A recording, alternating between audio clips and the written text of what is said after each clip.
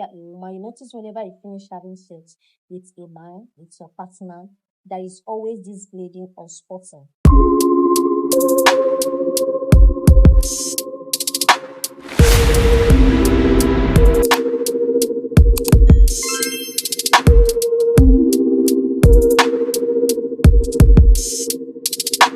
Someone asks, is it okay to keep having sex after ovulation? As a woman who is trying to get pregnant, I wouldn't advise you to stop having sex after your ovulation, especially if you did not use several methods to monitor that ovulation, because the body changes, the body system can just change. You might be calculating a particular day to be ovulation, not knowing that that day could be the wrong day. Now, as a woman who is trying to get pregnant, it is not advised you have sex every day. It should be frequent, but it shouldn't be every day. It could be at least 3 times in a week.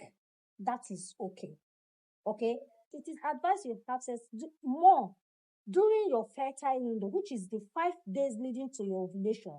Your ovulation day also itself. These 6 days are the days that you should increase the number of times you mate with your partner if you're trying to get pregnant. It doesn't mean that after the ovulation you should stop. No, shouldn't stop, but let it not be every day. At least 3 times in a week is okay. All right, bye. In or spotting after intercourse should never be ignored. If you're a woman, you notice whenever you finish having sex with a man, with your partner, there is always this bleeding or spotting. And it did not just happen once or twice. It has been consistent. It has been frequent. Please, it is important to go and see a doctor. Go to the hospital for proper evaluation. Because bleeding or spotting after intercourse could occur as a result of several causes. Number one, it could be as a result of fibroid in your womb, It could also be as a result of polyps, that is a growth in your cervix, that is the neck of your womb. It could also be as a result of a very serious health issues like cervical cancer, cancer of the cervix, okay? It could also be happening as a result of infection, especially if it is accompanied with fever, lower abdominal pain, and some unusual vaginal discharge. Please, never you ignore bleeding after sex, especially a woman who has hit menopause.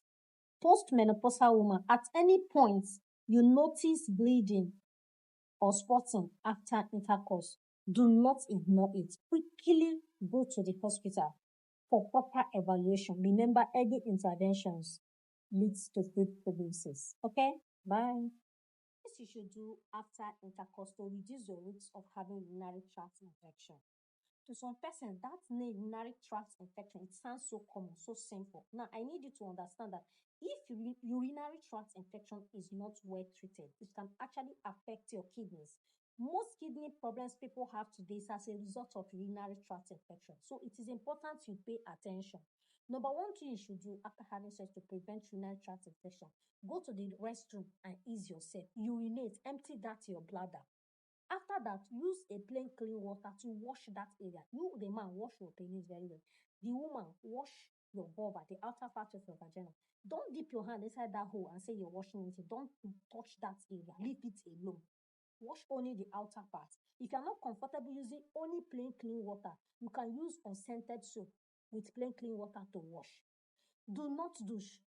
Do not add Dettol or anything inside water to wash that area. Do not sponge it. Do not use bath wash. Just plain clean water. But if you're not comfortable with that alone, use unscented soap to wash together with plain clean water. After that, that area very, very dry. Now listen, when you are washing, do not wash from back to front. You wash from your front to the back. Washing from back to the front will increase your risk of infection. After damping, come back, take a glass of water. If you have cranberry juice, take cranberry juice. It may also help to reduce your risk of urinary tract infection. Then expose that area to air. If you must wear undies like panties, go for cotton panties. Don't wear nylon panties. And before you wear any pants, ensure that area is very, very dry. For men, wear clean boxers. Change your boxers daily. Okay? Man, if you had ever sent any woman packing, or if you have ever abandoned any woman, due to the fact she doesn't have a male child for you, you have done something very bad. Yes, you have just wronged a woman due to your own sins. Because as a man, you are responsible for the gender of your baby. It is what you give to that woman, she brings out for you. Men houses what we call X and Y chromosome. And X and Y chromosome means a male child. And the woman houses XX chromosome, which means a female child. Now, during fertilization, if a woman releases her X chromosome and you, the man, you give her your X chromosome, she will automatically produce a female child for you. But if you releases the Y chromosome and she releases her own X chromosome, if these two chromosomes mix together, she will automatically give you a male child. So you see, it is what you give to her, she gives to you. You don't have to send her packing because she doesn't have the male child for you. You are the problem. You haven't given her that Y chromosome for her to release that male child for you. And there are some things you often do that makes your Y chromosome weaker to enable your wife conceive male child.